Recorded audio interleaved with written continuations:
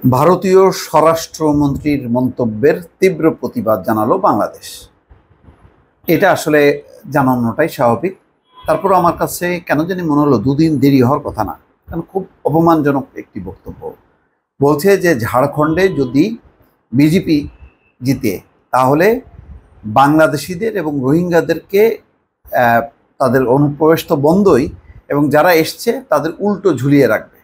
এবং সেখানে রীতিমতো অভিযোগ হলো যে তার বিপক্ষ দলে যারা কংগ্রেস সহ তারা নাকি ভোট বাড়ানোর জন্য এই বাংলাদেশি এবং রোহিঙ্গাদেরকে সেখানে অনুপ্রবেশ ঘটাচ্ছে।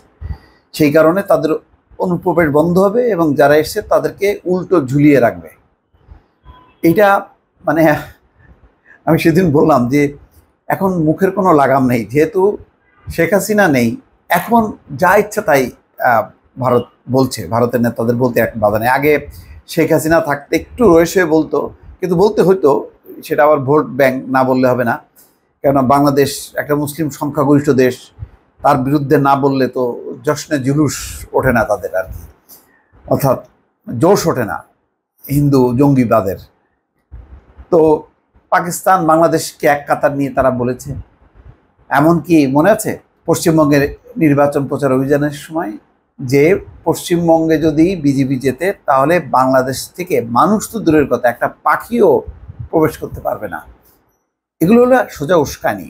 পুরো বিজেপি দল, তাদের দলের নেতাদের কথায় কথায়, স্বয়ং নরেন্দ্র মোদী যেভাবে কথা বলছে, কত তুচ্ছ তাচ্ছিল্য করে, যে এই মুসলমানরা যদি মানে কংগ্রেস যদি জেতে তাহলে ওই যে হিন্দু নারীদের নাকি মানে গলা থেকে সব সিঁদুর টিঁদুর কেড়ে নিয়ে করবে, এবং এটা মুসলমানদের মানে স্বার্থে এটা করা হবে।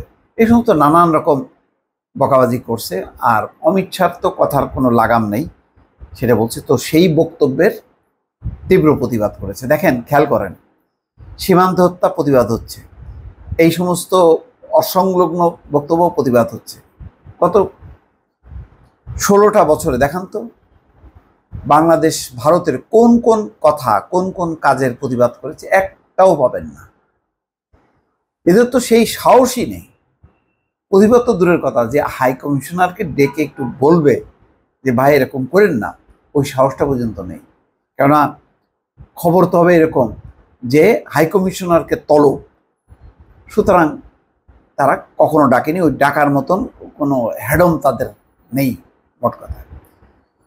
যাই হোক, পররাষ্ট্র মন্ত্রণালয় জানিয়েছে ভারতীয় স্বরাষ্ট্রমন্ত্রীর মন্তব্যের প্রতিবাদ ঢাকায় নিযুক্ত দেশটির ডেপুটি হাইকমিশনের কাছে হস্তান্তর করা হয়েছে। সংবাদ বিজ্ঞপ্তিতে বলা হচ্ছে যে সম্প্রতি ভারতের ঝাড়খণ্ড সফরে গিয়ে ভারতের কেন্দ্রীয় স্বরাষ্ট্রমন্ত্রী অমিত শাহ বাংলাদেশি নাগরিকদের নিয়ে অত্যন্ত অশোভন মন্তব্য করেছেন। তার এমন বক্তব্যের কড়া প্রতিবাদ জানিয়েছে বাংলাদেশ।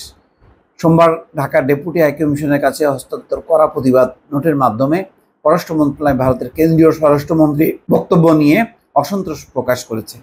একই সঙ্গে ভারত সরকারকে রাজনৈতিক নেতাদের এই ধরনের আপত্তিকর ও অগ্রহণযোগ্য কাজ করা থেকে বিরত থাকার জন্য পরামর্শ দিয়েছে। পররাষ্ট্র মন্ত্রণালয়ের বিজ্ঞপ্তিতে বলা হচ্ছে, প্রতিবেশী দেশে নাগরিকদের বিরুদ্ধে দায়িত্বশীল অবস্থান থেকে আসা এই ধরনের মন্তব্য দুটি বন্ধুত্বপূর্ণ দেশের মধ্যে পারস্পরিক শ্রদ্ধা ও বোঝাপড়ার মনোভাবকে ক্ষুণ্ণ করা। এর আগে শুক্রবার ভারতের পূর্বাঞ্চলীয় রাজ্য ঝাড়খণ্ডে এক নির্বাচনী সমাবেশে কেন্দ্রীয় স্বরাষ্ট্রমন্ত্রী অমিত শাহ বাংলাদেশি অবৈধ অনুপ্রবেশকারীদের উল্টো ঝুলিয়ে সোজা করবেন বলে হুমকি দেন। তো এই হচ্ছে এগুলি বাংলাদেশ প্রতিবাদ করাটা হলো গুরুত্বপূর্ণ, অর্থাৎ আমরা এগুলি প্রতিবাদ করছি, এইটা আমাদের আত্মমর্যাদার জন্য খুবই প্রয়োজন ছিল, যেটা আমরা গত 15 বছর একেবারেই মানে কি বলবো, একটা অঙ্গরাজ্যের মতন আমাদের নতজানু ভূমিকা ছিল। তাও অঙ্গরাজ্য বলবো কেন, মমতা তো ছাড় দেয় না নরেন্দ্র মোদীকে, আমরা তো সেই হ্যাডামও দেখাইতে পারি না। দর্শক, ভালো থাকবেন, আল্লাহ হাফেজ।